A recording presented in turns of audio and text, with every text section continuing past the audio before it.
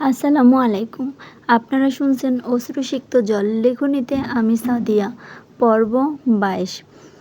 কোনো মতে রাহাত রাতটি পার করল।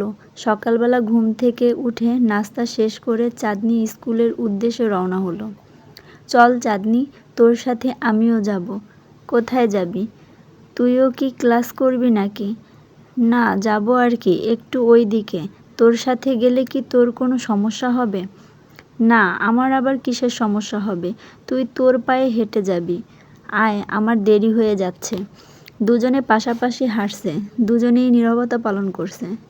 কারো মুখে কোনো কথা নেই। মাঝে মাঝে রাহাত চাঁদনির দিকে একটু তাকাচ্ছে। রাহাত যে চাঁদনির দিকে তাকাচ্ছে এটা কিন্তু চাঁদনি ঠিকই বুঝতে পারছে। তবুও চাঁদনি নীরব, একটা শব্দ নেই চাঁদনির মুখে।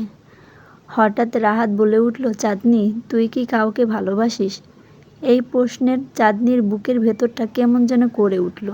যদিও চাঁদনি রাহাতকে পাত্তা দেয় না, তবুও জিসানের সাথে সম্পর্কটা কেমন যেন রাহাতকে বলতে ইচ্ছে হচ্ছে না।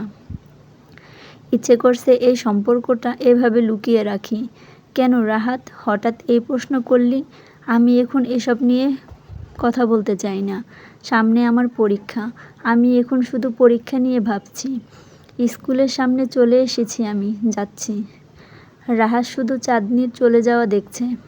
চাঁদনি আমাকে কেন লুকাচ্ছে সত্যিটা? ও তো আমাকে বলেই দিতে পারত। কতক্ষণ নিঃশব্দে দাঁড়িয়ে থেকে রাহাত বাড়ি চলে গেল। চাঁদনি স্কুল শেষে বাড়িতে আসলো।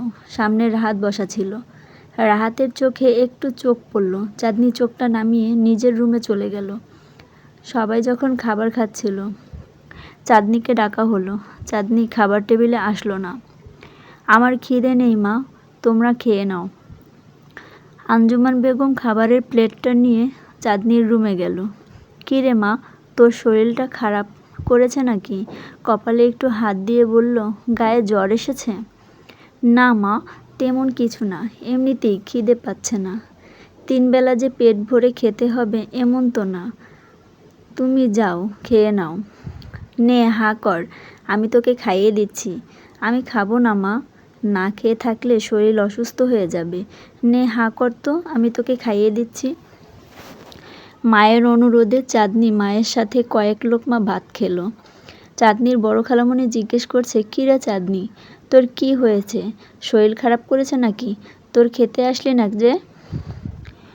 কই আর না খেয়ে থাকতে পারলাম খালামণি। তোমার বোন যে জোর করেছে আমাকে, না খেয়ে উপায় আছে? মায়ের সাথে কয়েক লোকমা খেয়েছি। চাঁদনি, ছোটবেলা যখন তোর মাথার চুলগুলো ছোট ছোট ছিল তখন খালামণির কাছে বসতি। আয় তুই একটু আমার কাছে বসবি। আমি তোর মাথার চুলগুলো একটু আঁচড়ে তেল দিয়ে দেই। চাঁদনির মাথার চুলগুলো আঁচড়াতে আঁচড়াতে খালামণি বলছে, বাহ চাঁদনি, তোর মাথার চুলগুলো তো বেশ লম্বা হয়েছে। তোর মনে আছে চাঁদনি, আমরা যখন চুলে বেলুনি পাকাতাম তখন তুই বায়না ধরতি তোর ওইটুকুনি ছোট ছোট চুলে বেনি করে দিতে। আজকে খালামণি তোর এই চুলে সুন্দর করে একটা বেনি করে দেই।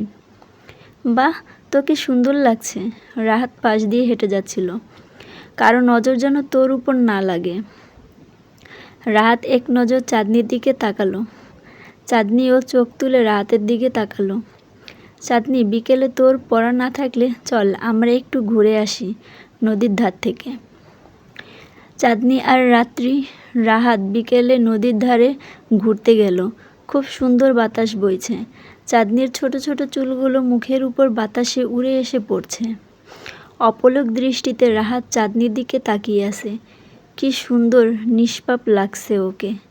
ইচ্ছে করে মনের সব কথা চাঁদনিকে বলে দেই। চাঁদনি, কাউকে মনে মনে ভালোবাসলে না বলতে পারার যন্ত্রণাটা কেউ বুঝে না। দেখ রাহাত, তুই যাকে ভালোবাসিস তারও তো জানতে হবে যে তুই তাকে ভালোবাসিস, আর যাকে তুই ভালোবাসিস সেও তো তোকে ভালোবাসতে হবে, তাই না? না বুঝে হুট করে কারো প্রেমে পড়াটা অন্যায়। চাঁদনি, প্রেম কি বলে কয়ে আসে? প্রেম এমন জিনিস, কখন যে কার প্রেমে পড়ে অবুঝ মনটা তা বুঝে না। আচ্ছা রাহাত, তুই যাকে ভালোবাসিস সে কি জানে? না চাঁদনি, সে জানে না। সে ছোট বাচ্চাও না, সে তো বুঝেও নিতে পারে আমি যে তাকে ভালোবাসি। সে কি বুঝে না আমি যে তাকে বলতে পারছি না? আমি বলতে যেও বারবার তাকে বলতে পারিনি চাঁদনি। সেই মেয়ের পরিচয় ঠিকানা আমাকে বল রাহাত, আমি গিয়ে তোর হয়ে তাকে তোর মনের সব কথা বলে দেই। না চাঁদনি, আমি চাই ও আমাকে বুঝুক। যে মনের ভাষা বুঝবে না তাকে মুখে বলে আর কী লাভ। ভুল ত্রুটি ক্ষমার দৃষ্টিতে দেখবেন। গল্পটি ভালো লাগলে পরবর্তী পর্ব পেতে আমার চ্যানেলটি সাবস্ক্রাইব করে আমার পাশেই থাকবেন। ধন্যবাদ।